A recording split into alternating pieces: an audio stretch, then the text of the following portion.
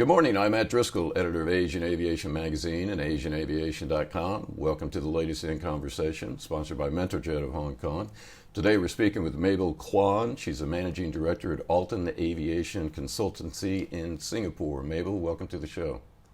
Hey, thanks, Matt. Very happy to be here and look forward to a lively exchange of views with you. First things first, I know what Alton is, but there's a lot of people out there that may not know what Alton is. I think I've talked to one of your colleagues before. The company is an advisory firm, but actually tell us a little bit about what you guys do.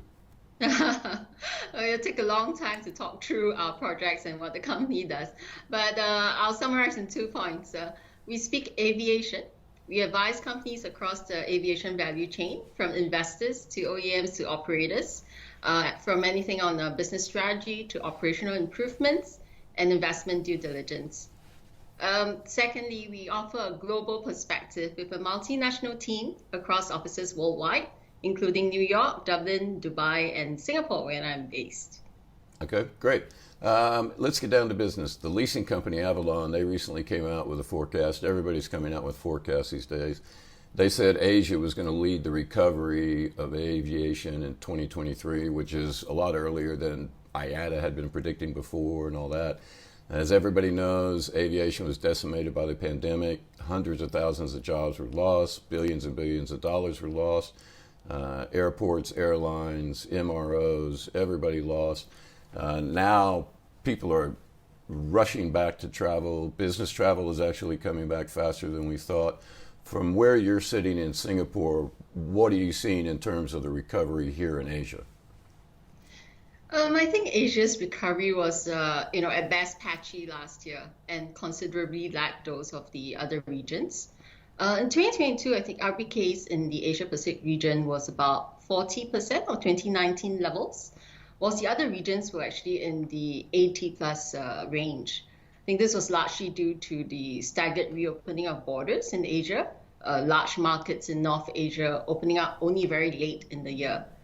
This year, Asia Pacific should bounce back pretty strongly as the policy in this regard is relaxed, just as we've seen in the other regions.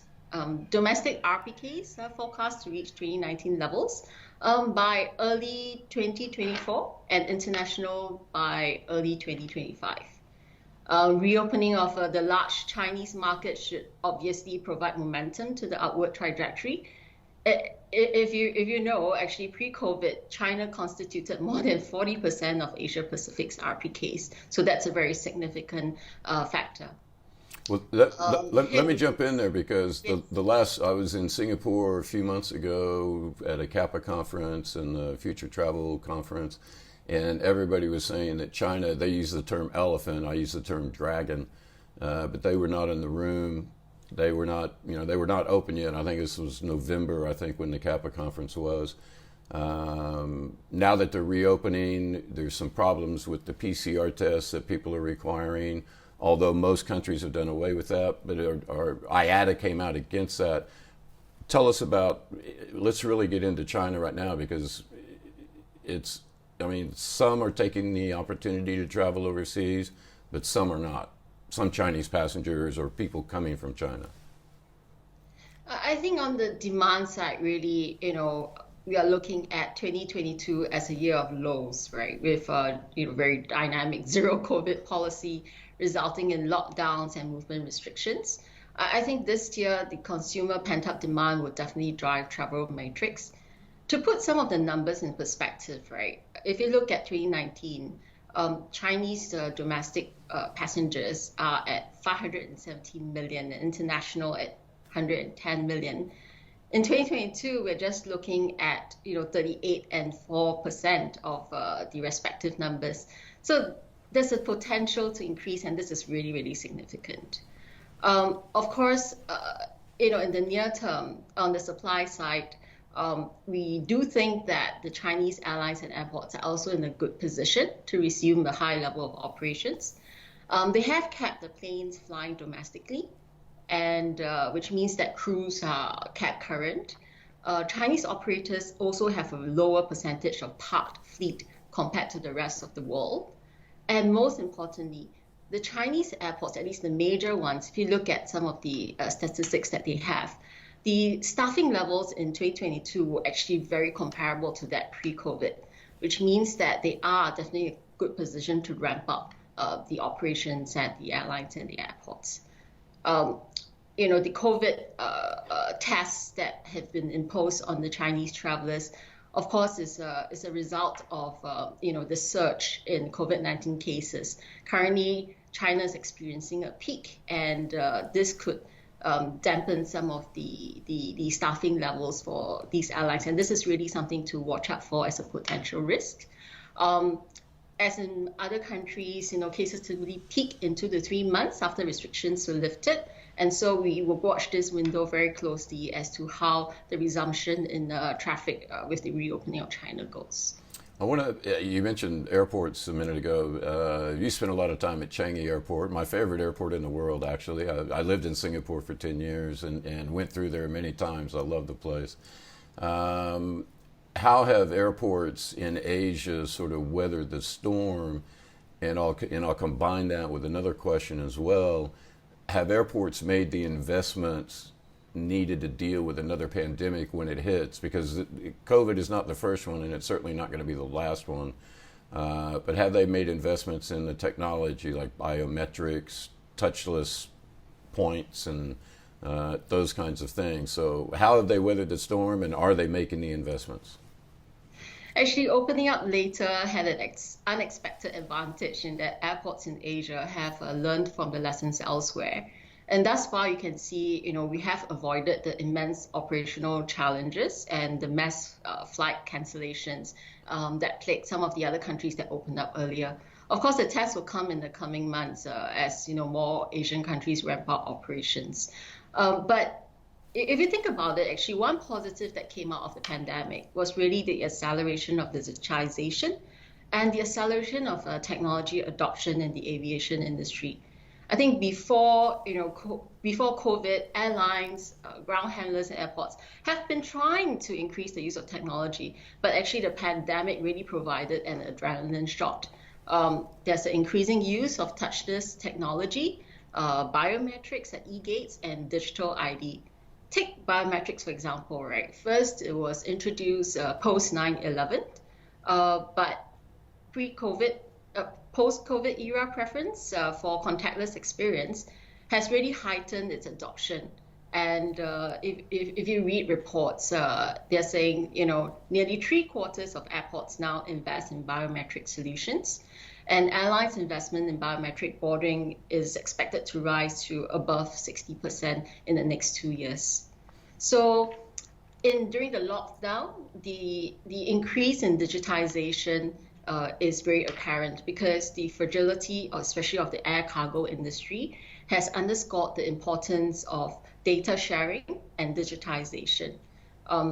Airports like Changi, for example, have set up common data sharing and aggregation platforms for air cargo communities, so to enhance the supply chain visibility and in the end efficiency as well. I think that's it, right? I don't think the mindset should be that investments are for dealing with another pandemic, but rather is an existential one. If you recall, actually, I don't know if you remember, but less than 20 years ago, you cannot board a flight without a physical paper ticket, right?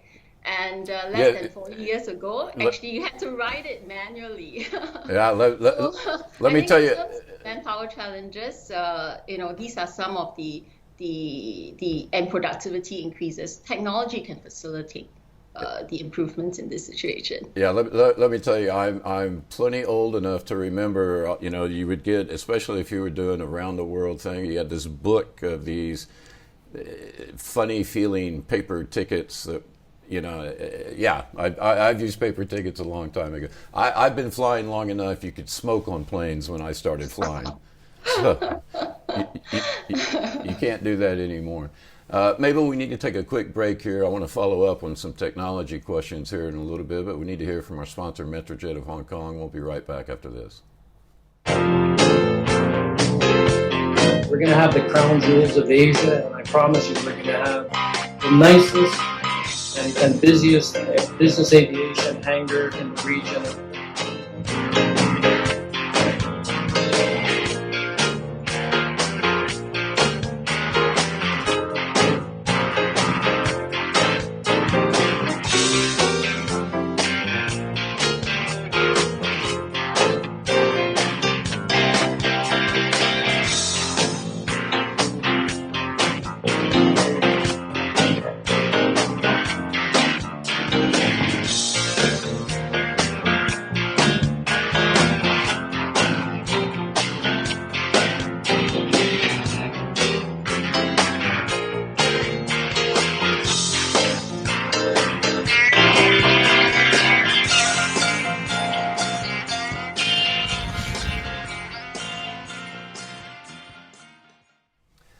we're back. We're talking with Mabel Kwan, Managing Director at Alton Aviation Consultancy in Singapore. Mabel, before the break, we were talking about technology investments, things like that.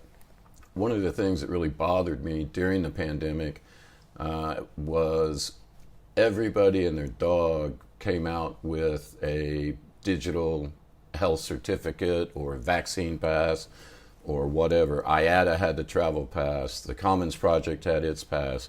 I think IBM came out with a pass. I lost count after about 20 different companies had 20 different passes, all of which were based on different standards. ICAO tried to come out with some standards. IATA recommended some standards with the travel pass. And again, we were talking about biometrics, we were talking about digitalization of airport operations and aviation operations, cargo too. But there seems to be a real problem with the lack of standards that causes a lot of problems for passengers, especially because if I go to this country, I've got to have the IATA travel pass. If I go to this country, I've got to have a different kind of pass. Or I have to have a paper certificate. I mean, I got my vaccinations in Singapore, which was very good. And I have to say, Singapore did a great job with the vaccinations. So I've got my COVID. I got 4 shots in Singapore, so I've got all 4. I've got the electronic part of it, and then I've got the paper part of it. But what kept? Was it governments? Was it industries that failed to connect on the standards, and why, and what can we do about it? Okay, I'm not trying to make an excuse for the industry, but really COVID was the first pandemic in decades that had ramifications globally.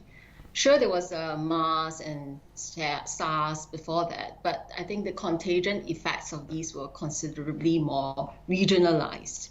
So to coordinate efforts on a worldwide basis, on an expedited basis, would be quite challenging. I think that contributed, to the slowness, the seeming slowness of governments and worldwide bodies to coordinate efforts, especially in the regards of digital certificates. I think added to that is also the complexity of a multi-agency involvement, usually led by the health ministries. And these ministries and agencies actually have competing priorities. And they have other priorities such as, mass vaccination and healthcare infrastructure adequacy. So I think one day we'll get there, as digitization becomes mainstream in aviation. And, we had the question on technology earlier. I think one thing that people fail to sometimes realize is that the investment in the technology is one thing, the actual system. But really, you need a mindset change in the organization and for the people using the technology to embrace it. So I think we'll get there. I think governments will get there, but it will be a one step by step approach.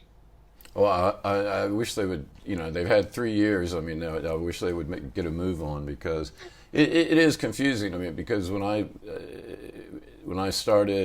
tried to, actually I didn't travel for the whole time during the pandemic, but when my wife, she flew to see her family in France, I had to kill about 10 trees to print out all the documents that she needed to go for France. She went to the U.S., so I had different documents for the U.S.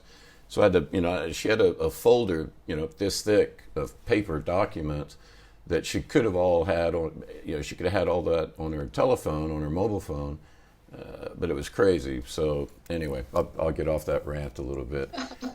Back to the recovery in airlines. Some carriers brought back their big planes like the A380 because they're seeing the capacity up there. Some carriers are keeping things tight. They retired a lot of older generation planes. Problem is they're waiting on newer generation planes that haven't been delivered yet because the manufacturers are running behind. Boeing had its problems. Airbus seems to be doing a little bit better. But airlines seem to be keeping, like Australia, for instance. Qantas announced a while ago. They said, okay, we're going to fill the planes as much as we can without bringing in an extra aircraft or something like that because they want to make money. They've lost a lot of money during the pandemic, and they want to make up for those losses. Do you see airlines bringing in additional planes as fast as they can, or are they trying to as usual, put as many people on one plane? I think that you made some very acute observations, right? Capacity is actually down because, if you look at the percentage of parked fleet, it has come down globally, but it's still above the pre-pandemic levels. And these aircraft that were parked and stored need to be sent for checks, right, to get them fixed. But there is a backlog there. Rightfully, you pointed out that the new aircraft production rates are not coming back fast enough. So if the current demand holds, these large aircraft, such as the A380s, would come in handy. In the end, markets will equilibrate between supply and demand needs. You've mentioned you traveled recently. You will also notice that ticket prices have definitely gone up.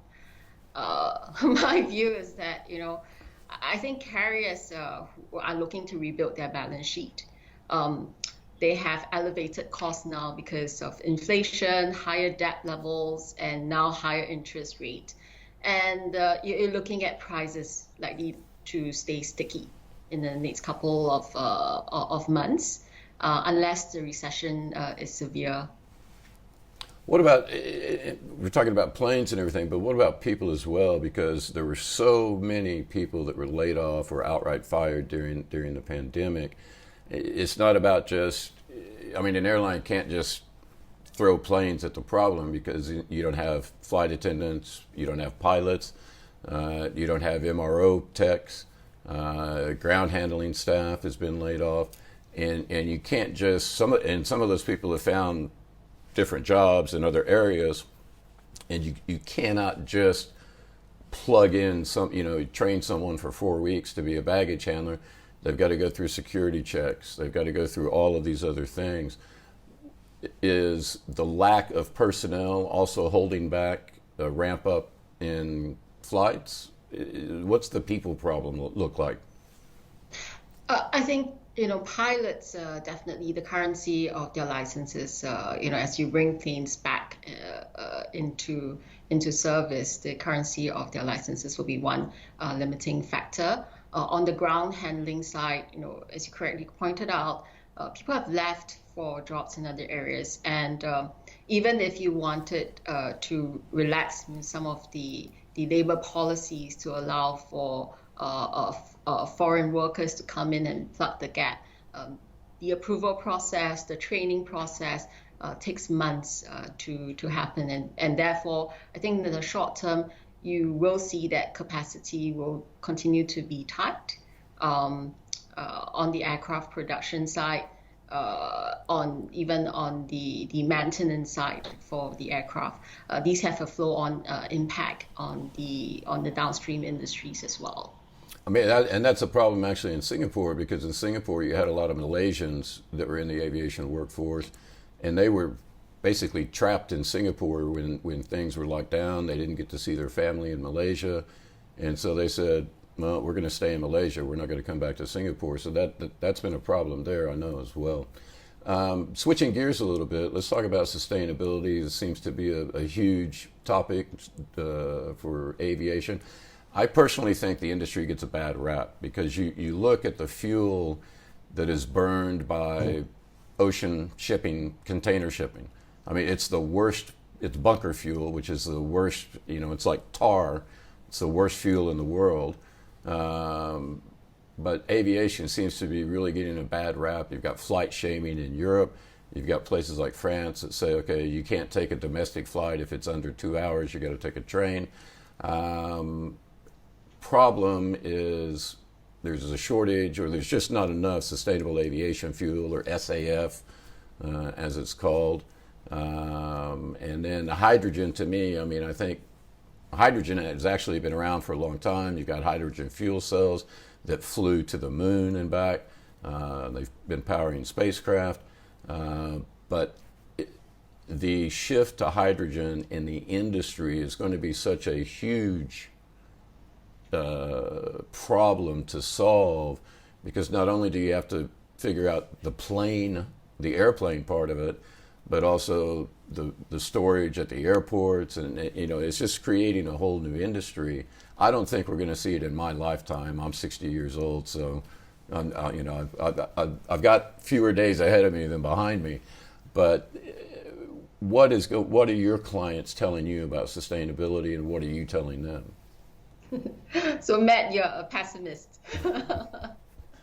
I'm a little bit cynical, yes. But I guess the reality is, if you flip the newspaper every day, you're likely to see the word sustainability multiple times, right? It is what governments, investors, and consumers are looking at. The impact is real. The impact on the environment is real. Global temperatures are now the highest in decades. And I think as the aviation sector, we have to do something, right? Even though, we could be bearing the brunt of the blame more than we should. However, based on our analysis for the aviation sector, if you stick to the current practices of, operational improvements and carbon offset and trading, it will still result in a net increase in carbon emissions.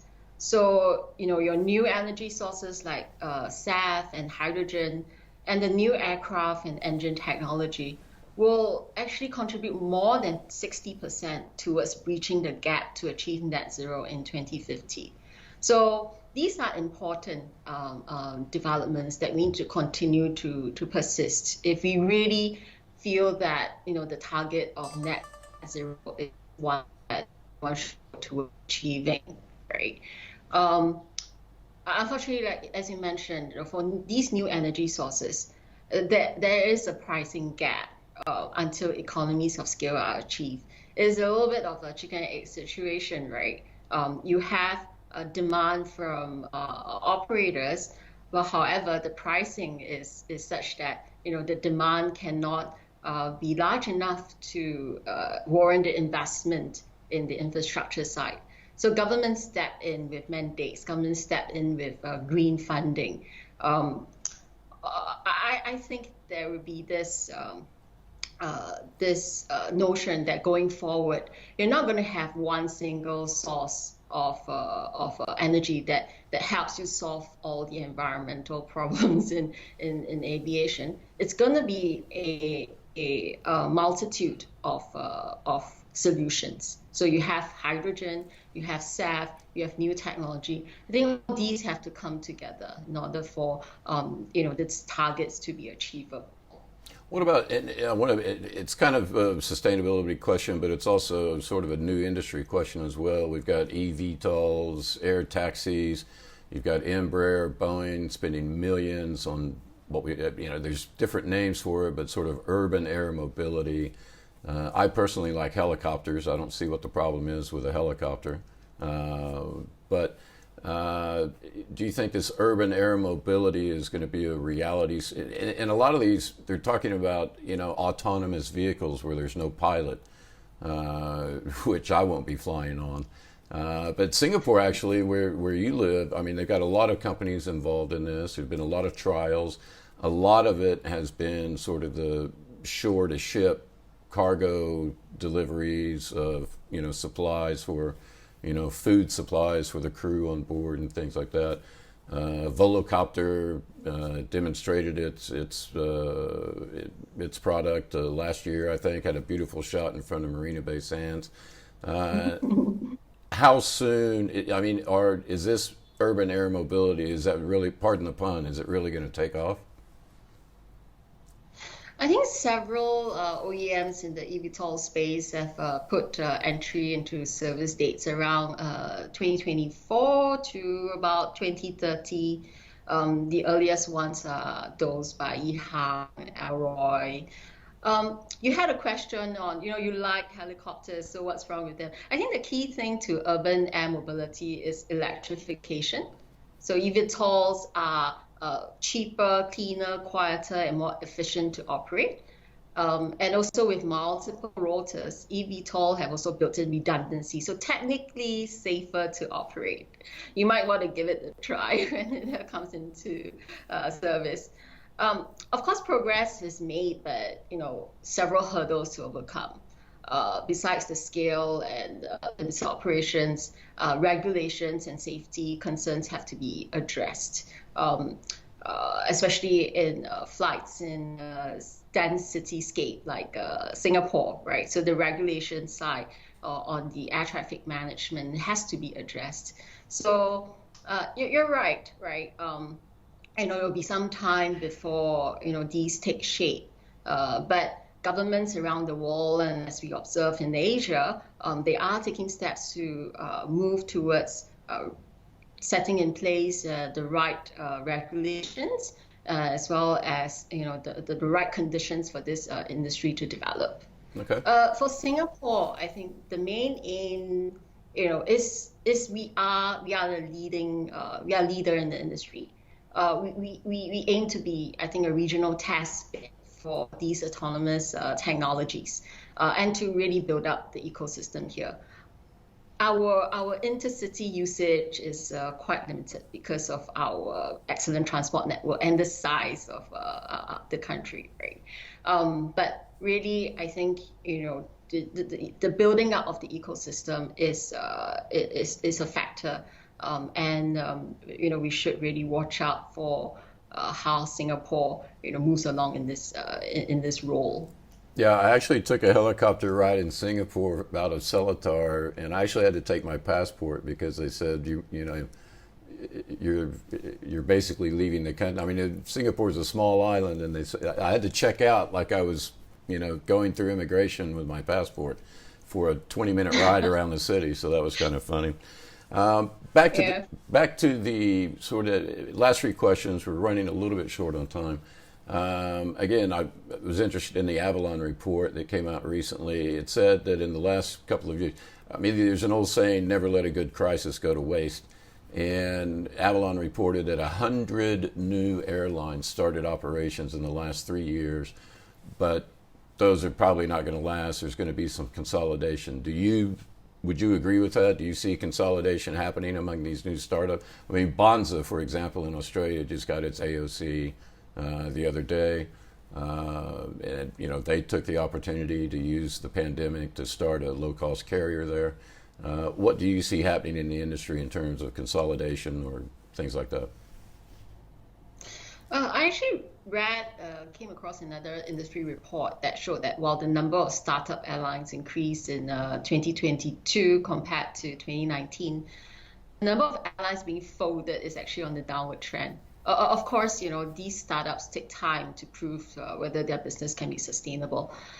I was actually surprised that there was not more consolidation in the industry during the pandemic than is observed. I think consolidation, is likely in the crowded markets, right? You have JetBlue, Spirit, and more recently, you have India, Vistara looking at consolidation plays. Failures are always likely, and even more so if demand falls off and profits evaporate. I think over the last 2.5 years, airlines have accumulated so much debt, and with the current high interest rate environment, inflationary environment, profitability will be a fine balancing act. So I do see that there could be some consolidation in the industry, which might not be a bad thing, because really, if you get synergies out of the merger, it will be positioning the industry better in the long run. Yeah, you talk about profits. I remember someone saying at a trade show one time, they said every airline on a per passenger basis is a hamburger and a Coke away from either making money or losing money. Because seriously, this, the profit margins on a per passenger basis are very thin. And they said a hamburger and a Coke. That's one of my favorite quotes. We're really getting short on time. Very quick question, last question, and then I want to wrap up on a positive note if we can. Back to China, do you think Comac recently had its, I think the C919 flew, I think it's entered service. You think Comac is actually ever going to be able to compete with Boeing and Airbus on the international market? It took Airbus over 40 years to reach 50% market share after it entered the market. So, admittedly, analysts recognize that Comac is probably decades behind in terms of maturity of their technology, but it doesn't mean that it will need a similar time frame to catch up. If you draw a parallel to the digital payment sector, the curve could be, exponential. I think what's critical is currently, the Comac 919, which seats about 150 to 60 passengers, is still powered by technology from familiar, Western faces, right? So it needs to be able to establish sort of a ramp up in design and manufacturing capabilities and skills. Importance of attracting talent into this industry is not unrecognized by the Chinese government, and they have made efforts to put that in place. Besides that, it also needs a highly efficient global supply chain and service ecosystem because it is dependent currently on parts and technology globally. For it to target foreign buyers, the after service network has to be reliable and agile. I think Boeing and Airbus have created a network of hubs and engineering companies for MRO and training across the globe. And this is where I think Comac needs to, play a little bit of a catch up in that sense. So all I can say is that, they have to prove itself one plane at a time for now. Okay. Mabel, finally, I like to end these conversations on a positive note. Kind of peer into your crystal ball that you have hidden away in the office somewhere. What do you see as positive for the industry in the next 6 months, the next year? I think this is an easy one. It's definitely the reopening of the large aviation markets in Asia. That will be a strong push. You like to end on positive. I have a little bit of negative in the sense of headwinds. I think the softening on the cargo side is something to watch out for. I think industry players have echoed similar sentiments, observing yields and cargo loads to be softening in 2023. But that's it. The reopening of large aviation markets definitely a positive for me. Okay. Mabel Kwan, a managing director at Alton Aviation Consultancy in Singapore. Thanks for joining me in conversation. It was a pleasure, Matt. Thanks for having me.